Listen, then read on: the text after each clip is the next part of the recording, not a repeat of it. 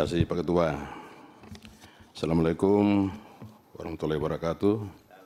Salam sejahtera kita semua. Saudara Menteri, kami senang, gembira, bangga bisa bertemu dengan putra mantan Presiden. Saat ini menjadi Menteri. Selamat kepada Pak Agus. Di Komisi 2 ini Pak, ini rata-rata semua adalah mantan para pejabat kepala daerah yang sangat paham birokrasi. Kalau saya pengacara yang nonaktif sekarang ini Pak. Ya, tapi saya sangat getol untuk mengkritisi ATR BPN khusus menyangkut masalah pertanahan. Tadi kami sudah mendengar bagaimana paparan dari Saudara Menteri dengan semangat untuk bisa lebih membuat luar biasa ATR BPN ini.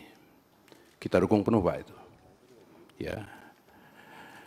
Saudara Menteri, kalau tadi Saudara Menteri mengatakan akan membela bahkan mati-matian ketika ada para pejabat internal dari Kementerian ATR BPN ketika mereka dipersalahkan. Padahal mereka sudah bicara, sudah bekerja secara benar. Faktanya tidak begitu Pak. Tidak begitu. Kalau Saudara Menteri mungkin sudah tahu, kami ini getol ke daerah Pak. 21 provinsi. 21 Pak provinsi. Ya, di negara kita ini. Catatan saya Pak, 78 pejabat BPN sekarang sedang bermasalah hukum Pak. Saya pelajari Pak. Ada dalam proses penyelidikan. Sini ada Brigjen Polisi, ada polisi juga. Ada proses penyidikan yang sudah jadi tersangka. Ada dalam proses persidangan.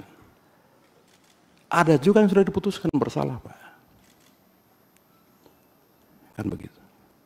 Nah, bagaimana caranya Saudara Menteri, ya, sahabat saya, Pak Raja ini, ya, petinggi PSI,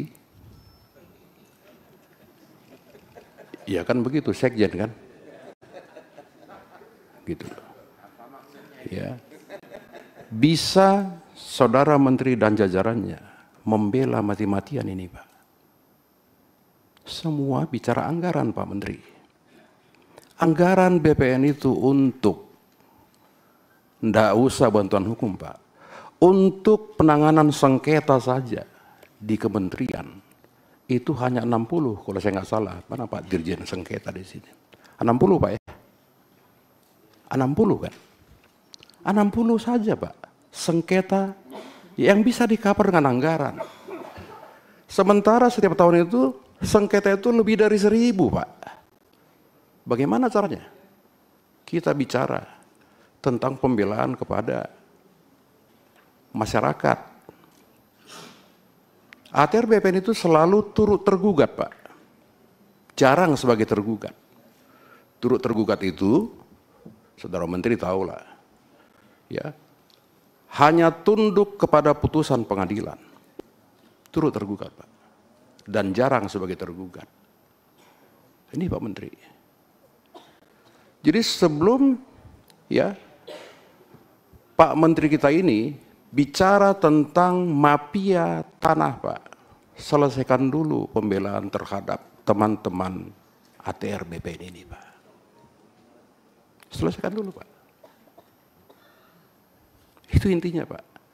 Kita nggak mungkin bisa bicara pemberantasan mafia tanah Pak. Nggak bisa. Ini semua akan ketakutan. Saya nggak tahu ini virtual nggak. Semua Kakanwil, semua Kakanta itu akan ketakutan Pak sampai ke bawah untuk berbuat kebenaran Pak. Kenapa? Saya tidak perlu ungkap lagi di sini. Pak Wamen sudah tahu, saya sering sampaikan. Ya. Kepala kantor pertanahan dia berbuat benar dan dia membuat sertifikat dengan dasar dari surat bupati, surat keterangan camat, saksi kepala desa, surat dan saksi lain, ketika sudah dibuat sertifikat tersangka, Pak. Kementerian diam. Saya terus terang bilang diam, Pak. Kami suka bantuin tuh para kepala kantor. Ada tuh orang-orangnya tuh, silakan dicek, Pak. Siapa yang pernah kami bantu? Saya pernah telepon Kajari, Bapak tangkap dia, Bapak pindah besok, saya bilang. Ini saudara menteri. Jadi kalau kita bicara semangat pemberantasan, Pak, iya kan, selesaikan dulu di dalam. Bikin dulu nyaman, Pak, di dalam ini.